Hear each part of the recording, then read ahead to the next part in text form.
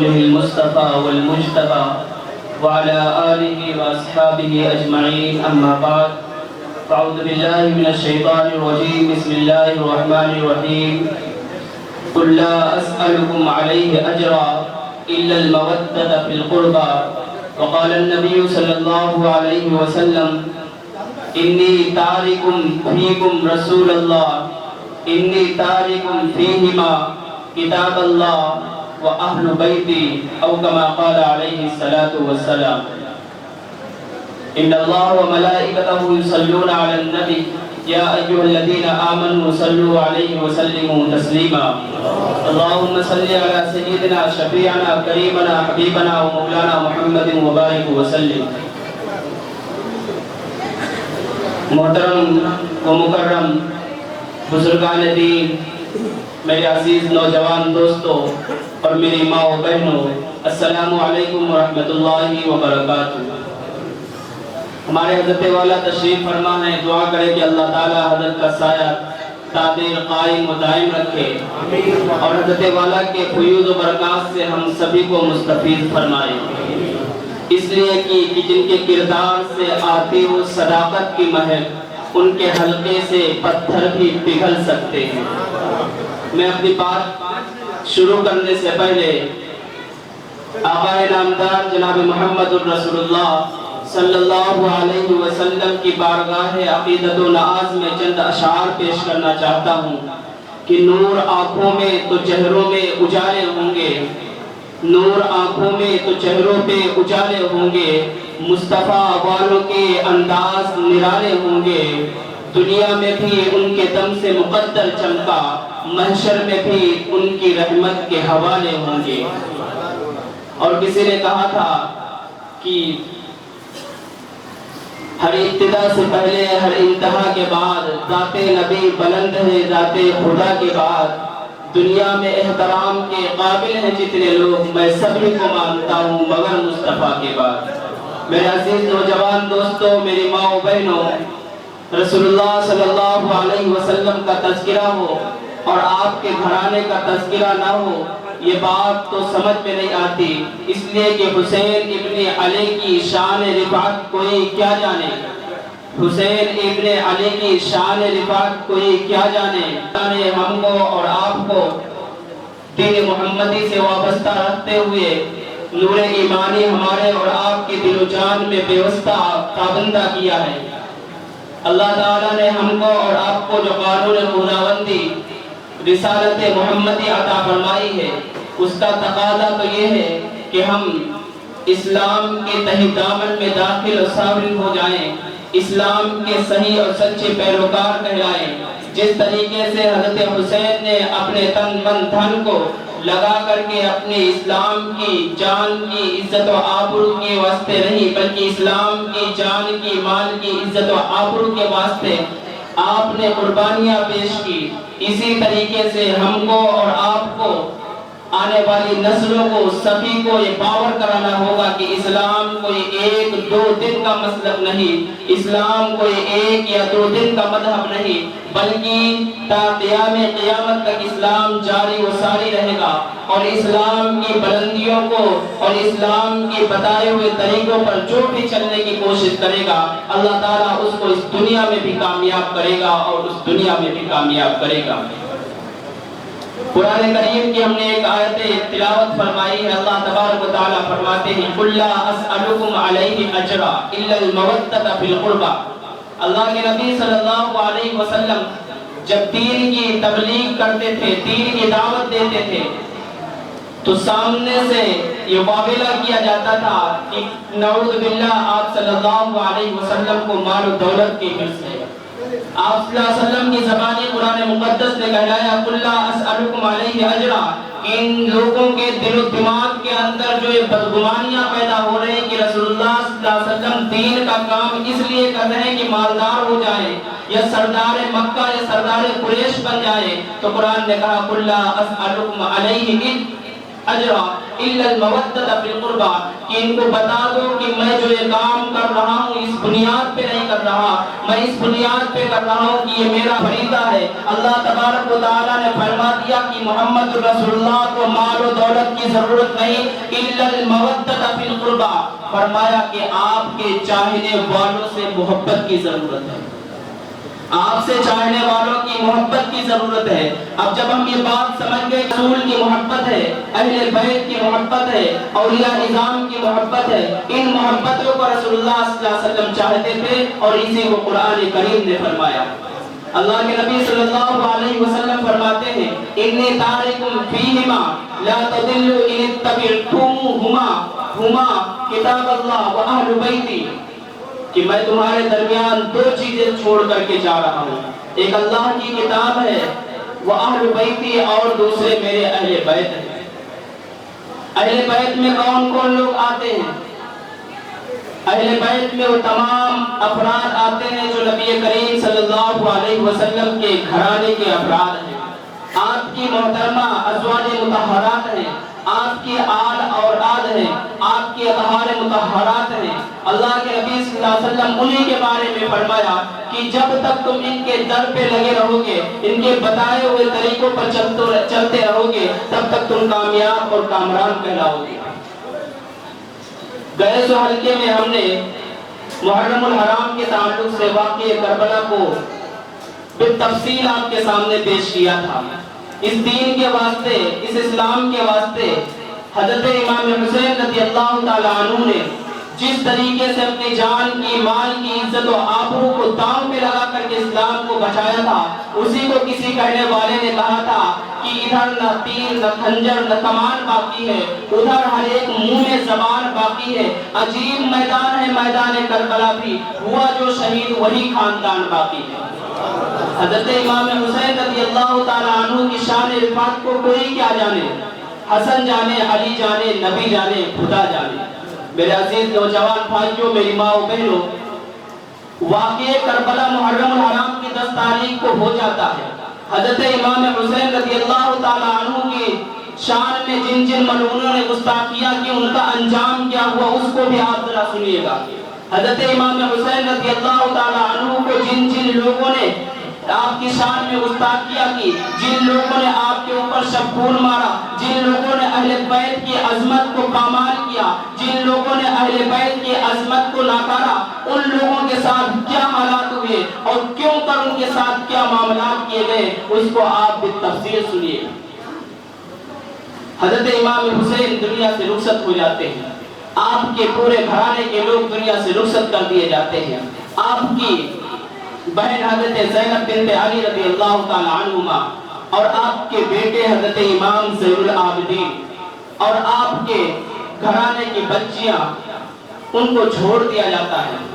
ان کو پھر جا کر کے کوفے کی گلیوں میں لے جا کر کے عبید اللہ ابن زیاد کے دربار میں لے جایا جاتا ہے، جو بدتمیزی کرتا ہے، جس طریقے سے وہ اہل بیت کے گھرانے کے ساتھ پیش آتا ہے، اس کے اوپر ہزارہ لعنتیں برستی ہیں، اور وقت نہیں گزرتا، 2-4 سال تک یزید اپنے تخت پہ تھا۔ وہ 2-4 سال گزرنے کے بعد اس کا اپنا بیٹا اس تخت کے اوپر لات مارتا ہے اور کہتا ہے میں اس تخت کے اوپر بیٹھنا نہیں چاہتا جس تخت کے اوپر آل رسول کا خون لگا ہو۔ حضرت حسین دنیا سے رخصت ہوئے، 2-3 سال کے بعد ملعون یزید بھی دنیا سے رخصت ہوا، 2-3 سال اور گزر جاتے ہیں، ایک شخص آتا ہے جس کو دنیا مختار ثقفی کے نام سے جانتی ہے۔ مختار ثقفی نے، اللہ تعالیٰ نے بعد میں، یہ بندہ بھی ٹھیک نہیں نکلا، لیکن اللہ تعالیٰ جس سے کام لینا چاہتا ہے وہ کام لے لیتا ہے۔ ان اللہ لا یغیر ما بقوم حتی یغیروا ما بانفسہم، کہ اللہ تعالیٰ جس قوم سے چاہے اپنے دین کا کام لے لے۔ مختار ثقفی کو کھڑا کیا، 22,000 کے وہ ملعون مردود قسم کے افراد جو آل بیت کے سامنے ڈٹ کر کے کہتے تھے کہ حسین آپ کو بیعت ہی کرنی ہوگی، ہم کوئی دوسرا راستہ نہیں بتا سکتے۔ مختار ثقفی اسی تخت کے اوپر بیٹھتا ہے، وہی 10 محرم الحرام کی تاریخ ہے۔ عبید اللہ ابن زیاد جس نے 22,000 کے لشکر کو بھیجا تھا حسین ابن علی کو شہید کرنے کے لیے، اس کے سر کو لا کے اسی تشتری میں، اسی پلیٹ میں رکھ کر کے کوفے والوں کے سامنے اعلان کرتا ہے کہ لوگوں گواہ رہنا، 10 تاریخ کو آل رسول रसूल के शहजादे के ऊपर इस बदबख्त ने शबकून मारा था, अल्लाह ताला ने वो काम मुझ जैसे गुनहगार से लिया। हजरत हुसैन को शहीद करके जब लाया गया था तो कोने से एक आवाज आती थी कि उबैदुल्लाह इब्न जियाद तू मरदूद है, तेरी आल मरदूद है, तेरा बाप भी मरदूद है। वही उबैदुल्लाह इब्न जियाद का जब सर उसी दरबार में लाया जाता है, वही 10 मुहर्रम की तारीख है, फिर कोने से आवाज आती है और एक बाबा खड़ा होकर के कहता है कि मैंने रसूलुल्लाह को कहते हुए सुना है कि अल्लाह जालिमों को मोहलत तो देता है लेकिन छूट नहीं देता। जालिम जुल्म करता रहता, वो समझता है कि हम तक अल्लाह का हाथ नहीं पहुंचेगा, लेकिन अल्लाह ताला का हाथ उस वक्त पहुंचता जब उसका गुमान भी नहीं होता। उबैदुल्लाह इब्न जियाद अपने तख्ते-दार तक पहुंचता है। उसके बाद एक ऐसा शख्स जिसने आले रसूल के ऊपर पानी बंद किया था, जिसको शिम्र इब्न दिलजोशन के नाम से जाना जाता है, इसके पीछे इब्राहिम इब्न मलिक की फौज भेजता है कि जाकर के उस मरदूद को जहां कहीं भी उसको पकड़ के लाया जाए। इब्राहिम इब्न मलिक शिम्र इब्न दिलजोशन को पकड़ने के लिए जाते हैं और शिम्र इब्न दिलजोशन भागता हुआ मदीने के अतराफ में दाखिल होता है और मदीने के अतराफ में उस जगह पे पहुंचता है जहां पे आले रसूल के शहजादे हजरत इमाम ज़ैनुल आबिदीन अपनी झोपड़ी में तिलावत कुरान पढ़ रहे थे, तिलावत कुरान कर रहे थे। वो जाकर के कहता है, बड़े मियां मुझे पानी की जरूरत है। ये वो शख्स है जिसने दरियाए फुरात के ऊपर कहा था कि कुत्तों को तो मैं पानी दूंगा लेकिन आले रसूल को पानी नहीं दूंगा। अब यहाँ पर देखिए हुसैनियत क्या है, हमको और आपको ये चीजें ध्यान रखने की जरूरत है, उन चीजों को अपनी अमली जिंदगी बनाने की जरूरत है। हजरत इमाम ज़ैनुल आबिदीन उस शख्स को देखते हैं और आपके आंखों से खून के आंसू निकलते हैं। शिम्र इब्न दिलजोशन को 3 मरतबा आप पानी पिलाते हैं, पूरा घड़ा पानी पी लेने के बाद वो मरदूद कहता है कि इमाम साहब आपने मुझे पहचाना नहीं, इमाम साहब आपने मुझे पहचाना नहीं। हजरत इमाम ज़ैनुल आबिदीन कहते हैं, अरे मरदूद तू तो वही है जिसने मेरे पूरे घराने को शहीद कर दिया था, मेरे पूरे घराने को शहीद करके कहा था कि मैं कामयाब हो गया, कामरान हो गया। अब शिम्र इब्न दिलजोशन कहता है कि इमाम अगर आपको मालूम था कि मैं वही मरदूद हूँ जिसने आपके घराने के ऊपर पानी बंद किया था, मैं वही मरदूद हूँ जिसने आपके घराने को आपके सामने जमा कर दिया था, फिर आपने हमारे साथ इतना अच्छा बर्ताव क्यों कर किया? हजरत इमाम ज़ैनुल आबिदीन ने जो जवाब दिया मुसलमानों, वो जवाब हमको और आपको अपनी जिंदगियों में दाखिल करने की जरूरत है। फरमाया कि शिम्र इब्न दिलजोशन हम तुम्हारे यहाँ गए थे, तुमने वो किया था जो तुम्हारे बाप दादाओं का तरीका है, तुम हमारे यहाँ आए हो, हम वो करेंगे जो हमारे बाप दादाओं का तरीका है। ये हमारी रीत है, वो तुम्हारी रीत थी। तुम्हारी रीत ये थी कि हम कुत्तों को तो पानी दे सकते हैं लेकिन आले रसूल को पानी नहीं देंगे। हमारी रीत ये है कि हमारा कोई अपना आए फिर भी अपना है, कोई गैर आए फिर भी हमारा अपना रहता है। उसके बाद एक मरदूद किस्म का शख्स अम्र इब्न साद करके, इसने पहला तीर चलाया था हज़रत इमाम हुसैन के ऊपर। मुख्तार सख्ती इसको भी पकड़ने के लिए भेजता है। शिम्र इब्न दिलजोशन के पकड़ के लाया जाता है। कूफे की गलियों के ऊपर बावले कुत्ते पहले से तैयार कर रखे थे। इसके जिस्म के ऊपर मुख्तार सख्ती शर्त लगा करके नमक डाल करके उन बावले कुत्तों के ऊपर छोड़ देता है कि जाओ, जो आले रसूल का अहले बैत का गुस्ताख है उसकी मौत के वास्ते हजरत इस्राइल भी नहीं आते, उसकी मौत भी जल्दी नहीं होती, वो तड़प रहा था, उसकी रूह नहीं निकल रही थी। अम्र इब्न साद जिसने आले रसूल के ऊपर पहला तीर बरसाया था, हजरत अम्र इब्न साद को पकड़ने के वास्ते फौज रवाना करता है। जब फौज जाती है तो अम्र इब्न साद कहता है, मुख्तार सक़फ़ी ने मुझे भेजा पकड़ने के वास्ते, वो तो मेरा बहुत बड़ा पुराना दोस्त है, लंगोटिया यार है, वो मुझे पकड़ने के वास्ते नहीं भेज सकता। तो फौज के जनरल ने कहा कि तो आले रसूल का दोस्त नहीं हुआ तो तेरा दोस्त तेरा कहाँ हो जाएगा। मुख्तार सक़फ़ी ने हुक्म दिया था कि अम्र इब्न साद को पकड़ के नहीं लाना, मैं उसको जिंदा देखना नहीं चाहता, उसके सर को लाना और उसके सर को ला करके उसी दरबार में उसी वक्त रखा गया। फिर उसके बेटे से कहा, जिंदगी में कुछ बचा है? बेटे ने कहा कि अब क्या बचा जब बाप ही दुनिया से रुखसत हो जाए।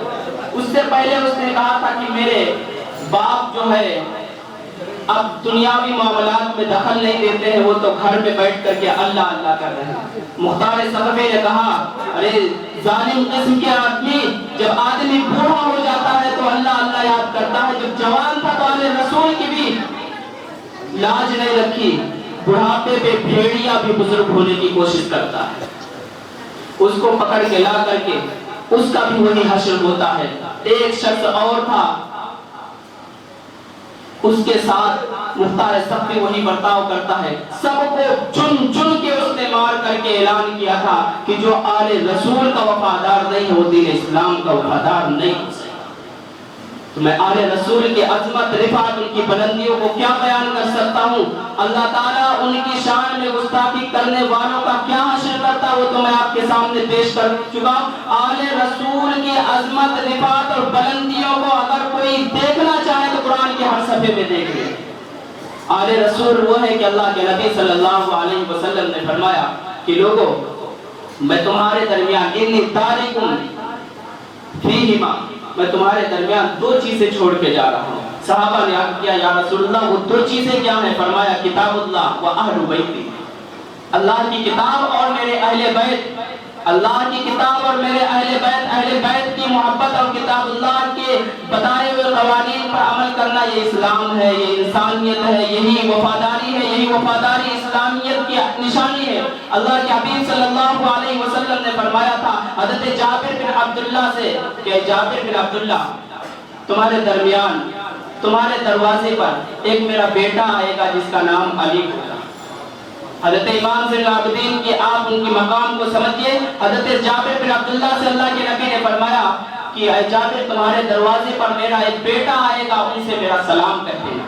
حضرت جابر بن عبداللہ کہتے ہیں میں زندگی سے بے فکر ہو کر کے جینے لگا کہ رسول اللہ نے مجھے گارنٹی دیا مجھے موت نہیں آ سکتی جب تک رسول اللہ کا بیٹا مجھ سے ملاقات نہ کر دے۔ حضرت جابر بن عبداللہ بڑھاپے کی عمر کو پہنچ جاتے ہیں۔ ایک وقت وہ آتا ہے کہ کہا جاتا ہے کہ جابر بن عبداللہ آپ سے کوئی علی نام کا شخص ملنے کے لیے آیا۔ حضرت جابر بن عبداللہ کھڑے ہو کر کے بڑھاپے کے عالم میں کھڑا نہیں ہوا جاتا، لیکن اہل بیت کی محبت میں وہ بستر مرد سے کھڑے ہو کر کے اس کا استقبال کرتے ہیں۔ سب سے پہلے ان سے سلام کلام کرنے کے بعد ان کے کان میں رسول اللہ کا سلام دیتے ہیں اور فرماتے ہیں یہ امانت تھی جو آل رسول کے حوالے ہمیں کرنے تھی، ہم نے وہ کر دیا، اور اب میرے گھر والے میرے کفن کا دفن کا انتظام کریں۔ آپ کے ساتھیوں نے پوچھا جابر بن عبداللہ ابھی تک آپ اتنے بیمار تھے، کبھی آپ نے وصیت نہیں دی، کفن کی دفن کے واسطے کچھ بھی نہیں کہا، لیکن علی کے ملتے ہی آپ نے کیوں ایسا کیا؟ فرمایا کہ رسول اللہ نے کہا تھا کہ علی سے ملاقات تمہاری ہوگی، ہماری ہو گئی، اب میری زندگی کی کوئی گارنٹی نہیں۔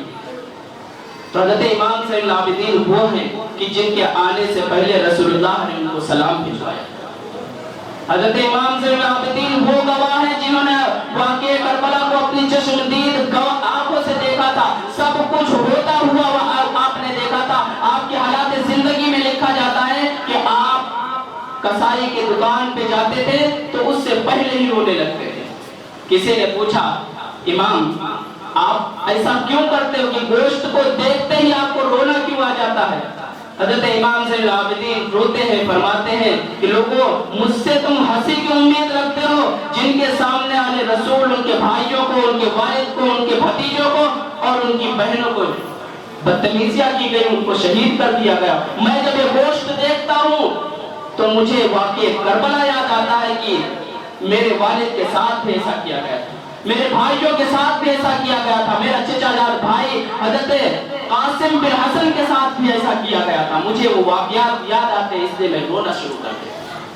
حضرت امام زین العابدین رضی اللہ تعالی عنہ اپنی زندگی کے وہ ایام کس طریقے سے گزارتے ہیں؟ علامہ ابن ذہبی فرماتے ہیں کہ ایک مرتبہ ہشام ابن ملک یا حجاج ابن یوسف ان دونوں میں سے کوئی ایک آپ کو گرفتار کراتا ہے۔ کیوں گرفتار کراتا ہے؟ اس لیے کہ جو لوگ حج کرنے آتے تھے، در رسول پہ حاضری کے واسطے آتے تھے، وہ لوگ حکمرانوں کے دروازوں پہ سلام نہیں جاتے تھے کرتے، حضرت امام زین العابدین کے دروازے پر سلام کرنے جاتے تھے۔ وقت کے حکمراں کو یہ بات چبھنے لگی اور اس نے کہا کہ ایک وقت حکمرانی ہمارے ہاتھوں سے نکل جائے گی، امام زین العابدین حکمراں بن جائیں گے۔ اس نے آپ کے ہاتھوں میں بیڑیاں ڈالی اور آپ کے پیروں میں بیڑیاں ڈالی اور یوں باندھ کر کے آپ کے دربار میں آپ کو لایا گیا۔ حضرت امام ذہبی فرماتے ہیں کہ میں وہ چیزیں دیکھ کر کے مجھے رونا آیا اور میں نے کہا امام اللہ سے دعا کریں کہ اللہ تعالیٰ آپ کے اوپر رحم فرمائے، اللہ سے دعا کریں کہ اللہ تعالیٰ آپ پر رحم فرمائے۔ حضرت امام زین العابدین نے اپنے حواریین سے، اپنے چاہنے والوں سے جو آپ کے ساتھ تھے فرمایا کہ لوگوں میں مجبور نہیں ہوں، میں مجبور نہیں ہوں۔ کیوں؟ تم چاہتے ہو کہ ہم اللہ کی مرضی کے خلاف کچھ مانگے؟ اللہ کی جو مرضی ہم اسی پہ راضی ہیں۔ ہم واقعی کربلا، میدان کربلا میں بھی مجبور نہیں تھے، یہاں بھی مجبور نہیں۔ اگر دیکھنا چاہتے ہو تو دیکھ لو۔ دربار میں کھڑے تھے، آپ نے آنکھیں بند کر کے اللہ کی پکار لگائی اور وہ بیڑیاں جو آپ کے ہاتھوں میں تھی، وہ بیڑیاں جو آپ کے پیروں میں تھی، وہ الگ ہو گئی۔ پھر کہا دیکھ لو اللہ آج بھی ہمارے ساتھ ہے، اللہ آج بھی ہمارے ساتھ ہے، لیکن ہم اللہ کی رضا پر راضی ہونے والے لوگ ہیں۔ اللہ جو ہمارے ساتھ چاہتا وہ ہوتا ہے، لیکن ہم اس آیت کریمہ پر عمل کرنا چاہتے ہیں، ان اللہ مع الصابرین، ہم صبر کرنے والوں کے ساتھ۔ حضرت امام زین العابدین رضی اللہ تعالیٰ عنہ اپنی زندگی کے ایام کو گھٹن کی زندگی گزارتے گزارتے دنیا سے رخصت ہو گئے، اور آپ لوگ جو اس محفل میں بیٹھے ہیں یہ امام زین العابدین کی ہی برکتیں، ان کی رحمتیں، ان کی سعادتیں ہیں۔ اس وقت کیا ہوتا تھا کہ نبی کریم صلی اللہ علیہ وسلم حکمراں بھی رہتے تھے اور پیر بھی رہتے تھے، پیر و مرشد بھی رہتے تھے۔ آپ کے بعد ابوبکر خلیفہ بھی تھے اور آپ کے امام بھی تھے، عمر خلیفہ بھی تھے اور امت کے امام بھی تھے، عثمان خلیفہ بھی تھے اور امت کے امام بھی تھے، علی خلیفہ بھی تھے اور امت کے امام بھی تھے، حضرت حسن خلیفہ بھی تھے اور امت کے امام تھے، حضرت معاویہ خلیفہ بھی تھے اور امت کے امام بھی تھے۔ لیکن بعد میں جب ظالموں نے تخت کے اوپر حملہ کر دیا اور تخت کو اپنے دائرے اختیار میں لے لیا، جب جا کے حضرت امام زین العابدین نے کہا کہ حکمرانی کرنا یہ دین کا اصل کام نہیں ہے، بلکہ لوگوں کا تذکرہ کرنا، لوگوں کا تزکیہ نفس کرنا، لوگوں کی اصلاح کرنا، یہ اصل کام ہے۔ وہاں سے حضرت امام زین العابدین مدینے کی گلیوں سے بیعت کا سلسلہ شروع کرتے ہیں، اور وہ سلسلہ کہیں قادری کی صورت میں، کہیں شہروردی کی صورت میں، کہیں چشتی کی صورت میں آج پوری دنیا میں عام ہے۔ امام زین العابدین نے جو کام کیا وہ آج ہمارے اور آپ کے سامنے موجود ہے۔ یزید نے جو کیا تھا اس کی نسلیں مٹ گئی، حسین کل بھی تھے، آج بھی ہیں اور آئندہ بھی رہیں گے۔ حضرت امام زین العابدین رضی اللہ تعالیٰ عنہ کی زندگی کے وہ واقعات میں آپ کو بتاتا ہوں کہ حضرت امام زین العابدین کی سخاوت کا یہ عالم تھا کہ مدینے کے 100 گھر جو حاجت مند تھے، جو ضرورت مند تھے، جن کے گھر میں امام کے دیے ہوئے راشن سے ہی ان کا گھر کا چولہا جلتا تھا، حضرت امام زین العابدین جب تک حیات تھے ان 100 گھروں کی میزبانی اپنے ذمہ رکھتے تھے۔ اور وہ راشن لے جانے کا کیا طریقہ تھا؟ رات کے اندھیرے میں راشن کی بوری آل رسول کا شہزادہ اپنی پیٹھ کے اوپر لے جا کر کے ان گھرانوں میں دے کر کے آتا تھا۔ ایک وقت وہ آتا جب امام زین العابدین اس دنیا سے رخصت ہو جاتے ہیں تو وہ 100 خاندان، 100 گھرانے کے لوگ تڑپ جاتے ہیں کہ آج ہمارا راشن ہمارے گھر کو نہیں پہنچا۔ جب پتہ کیا جاتا ہے تو وقت یہ بات کی گواہی دیتا ہے کہ اہل مدینہ نے آج آل رسول کے شہزادے کی نماز جنازہ پڑھی ہے۔ جب جا کے ان 100 گھرانوں کو اور اہل مدینہ کو پتا چلتا ہے کہ جن کی میزبانی کرنے والا، جن کی کفالت کرنے والا جو شخص تھا وہ امام زین العابدین تھا۔ آج ہم اگر حسینی بنے تو پھرتے ہیں لیکن حسینیت کا کردار نظر نہیں آتا۔ حضرت امام زین العابدین 100 گھرانوں کی کفالت کرنے کے حقدار تھے یا نہیں تھے وہ ہم نہیں، لیکن ہم یہ کہیں وہ 100 گھرانوں کی کفالت خود کرتے تھے۔ آج ایک باپ اپنے ایک بیٹا اپنے باپ کا خرچہ نہیں اٹھا پا رہا ہے، اور ایک بیٹا اپنی ماں کا خرچہ نہیں اٹھا پا رہا، اور ہم حسینی بن کے پھر رہے ہیں۔ یہ کردار ہمارے اور آپ کے اندر حسینیت پیدا کریں گے۔ حضرت امام زین العابدین نے 100 گھرانوں کی کفالت کی تھی، ان کے اندر وہ جذبہ تھا، وہ ہمت تھی، اگر وہ نہیں ہو پا رہا تو اپنے گھر کی تو کفالت کرنی ہی چاہیے۔ اپنے ماں باپ کی کفالت کرنا یہ تو ہم پر فرض ہے۔ حضرت امام کے اوپر 100 گھرانوں کی کفالت کرنا فرض نہیں تھا، لیکن انہوں نے کر کے بتایا تاکہ کل کے جو حسینی پیدا ہوں ان کو یہ بات سمجھ کرتے تھے، اور آج ہم اتنے ناکارہ ہو گئے کہ اپنے ماں کا اور اپنے باپ کا خرچہ برداشت نہیں کر پا رہے۔ حضرت امام زین العابدین رضی اللہ تعالیٰ عنہ کی حالات زندگی میں آتا ہے کہ 24 گھنٹے کے اندر 100 نوافل کی رکعتیں پڑھا کرتے تھے۔ آج ہم سے 5 وقت کی نمازیں نہیں ہو رہی۔ رات کے اندھیرے میں ایک قرآن پڑھا کرتے تھے، آج ہم سے سال میں ایک قرآن نہیں ہو رہا۔ رمضان میں قرآن پڑھا تھا تو رمضان آئے گا جب ہی قرآن کھولا جائے گا۔ یہ حسینیت نہیں ہے۔ حضرت امام حسین نے جو ہم کو اور آپ کو راستہ دکھایا تھا، اس راستے کو عملی طور پہ کر کے امام زین العابدین نے بعد میں ہم کو دکھایا کہ یہ ہے حسینیت، یہ ہے کردار حسینیت۔ اگر ہم اور آپ اس کو بھول گئے ہیں تو آج بھی وقت ہے کہ ہم حسینیت کو زندہ کریں۔ آج بھی وقت ہے کہ ہم اپنی زندگی کے انجام کو حسینیت کے راستے پہ لگائیں، جب جا کے ہم صحیح اور سچے معنوں میں حسینیت کے علمبردار کہلا سکتے ہیں، حسینیت کے پرچم کو لہرانے والے کہلا سکتے ہیں۔ ورنہ جس طریقے سے ان بروائیوں نے، ان مردودوں نے، ان لعنتی لوگوں نے آل رسول کے اوپر شبخون مار کے اپنے آپ کو خوش فہمی میں مبتلا کیا تھا، اسی طریقے سے آج کہیں نہ کہیں ہم اور آپ حضرت حسین کا نام لے کر کے اہل بیت سے محبت کا دم بھر کے اپنے آپ کو حسینی اور اہل بیت کا وفادار سمجھ رہے ہیں۔ میرے عزیز نوجوان دوستوں، میری ماں و بہنوں، ہم محرم الحرام کے مہینے سے گزر رہے ہیں۔ محرم الحرام کا آخری مہینہ ہے، آخری تاریخ ہے، تو ایک دن میں محرم الحرام کا مہینہ رخصت ہو جائے گا۔ لیکن اسلام قربانیوں کا مذہب ہے۔ اسلام ایثار و قربانی کا پیغام دیتا ہے کہ کچھ بھی ہو جائے اپنے ایمان سے، اپنے اسلام سے ہم سمجھوتا نہیں کر سکتے۔ محرم کی تاریخ اسلام کا ابتدائی مہینہ ہے، ذی الحجہ کی تاریخ اسلام کا آخری مہینہ ہے، اور یہ دونوں مہینوں کے اندر اللہ نے قربانی کے واقعات کو اور قربانی کے حالات کو ہو کر کے، کرا کر کے ہم کو اور آپ کو پیغام دیا ہے کہ اسلام سے پہلے بھی قربانی ہے، اسلام کے بعد میں بھی قربانی ہے، لہذا اسلام کے ماننے والوں کو ان کی زندگی میں قربانی ہونی چاہیے، پہلے بھی ہو بعد میں ہو، ہر ایک کی قربانی اسلام کی قربانی ہونی چاہیے۔ حضرت امام زین العابدین رضی اللہ تعالیٰ عنہ کے ساتھ بعد کے لوگوں نے بھی وفا نہیں کی۔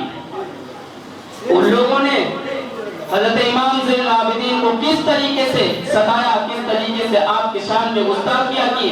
ہشام ابن ملک جو بادشاہ کا بیٹا ہے، وہ حجر اسود کو چومنا چاہتا تھا، لیکن حج بیت اللہ کے وقت اتنی بھیڑ رہتی کہ وہاں جانا ممکن نہیں رہتا۔ ہشام ابن ملک چاہتا تھا، لیکن ہجوم کی بنیاد پر، بھیڑ ہونے کی بنیاد پہ آپ کہ وہ عمرہ کر کے، حج کر کے، سب کچھ فارغ کر کے ایک چھت کے اوپر کرسی ڈال کے بیٹھ کر کے وہ کعبۃ اللہ کے درمیان جو طواف کی وقت کا حکمراں، اس کو لوگ راستہ نہیں دے رہے تھے، لیکن امام زین العابدین جب آتے ہیں تو حرم مکی کے اندر لوگ راستہ دیتے ہیں، اور آپ جا کر کے طواف کعبہ کرتے ہیں، حجر اسود کو بوسہ دیتے ہیں، پھر اس کے بعد آپ اپنے گھر کی جانب روانہ ہوتے ہیں۔ یہ چیزیں دیکھ کر کے ہشام ابن ملک کے ہوش اڑ جاتے ہیں، اپنے حواریین سے کہتا ہے یہ کون ہے؟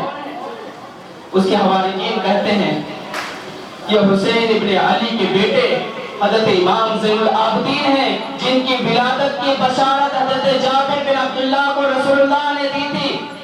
انہی سے اہل بیت کا گھرانہ چلا، انہی سے اہل بیت کی نشوونما ہوئی، انہی سے اہل بیت پورے دنیا میں پھیلیں گے۔ یہ چیزیں بتائی جاتی تو ہشام ابن ملک کے ہوش میں سب کچھ کر دیا تھا ہم نے، پھر بھی یہ لوگ زندہ ہیں۔ پھر عزیز نوجوان دوستوں، میرے بزرگوں، میری ماں و بہنوں، آل رسول کے ساتھ حضرت معاویہ کے گزرنے کے بعد کیا نہیں کچھ کیا، کوئی کیا کر سکتا ہے؟